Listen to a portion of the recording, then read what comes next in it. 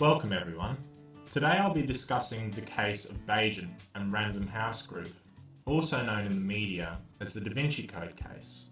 This case relates to copyright and what can be protected under copyright laws.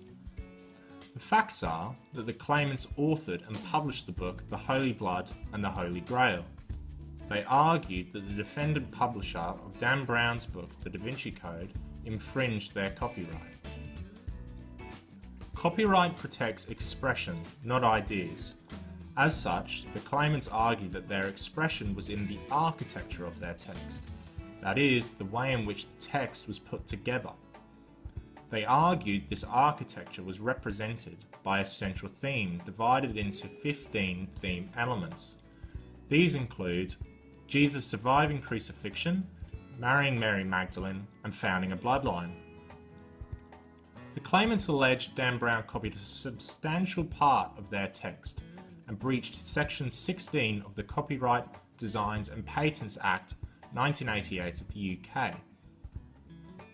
The issue presented to the court was whether the defendant had copied a substantial part of the claimant's expression from the Holy Blood and the Holy Grail.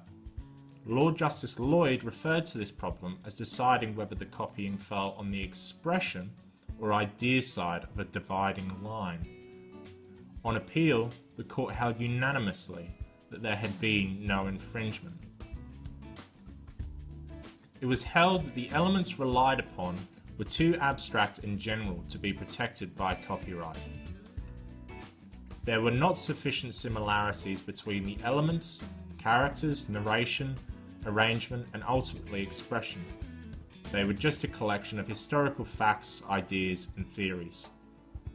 Other relevant factors that contributed to the decision include The Holy Blood and the Holy Grail is a work of historical speculation in which the authors investigate and attempt to explain various historical mysteries.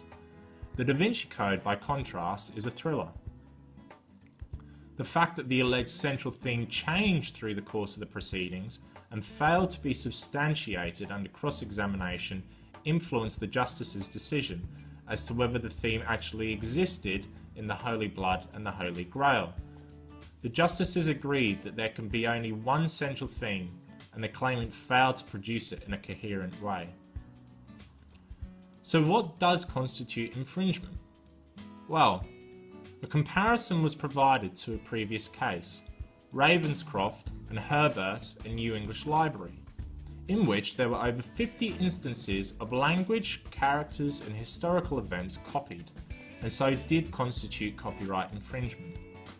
However, it was recognised that there is still no set principle which distinguishes between the legitimate use of ideas and unlawful copying of expression.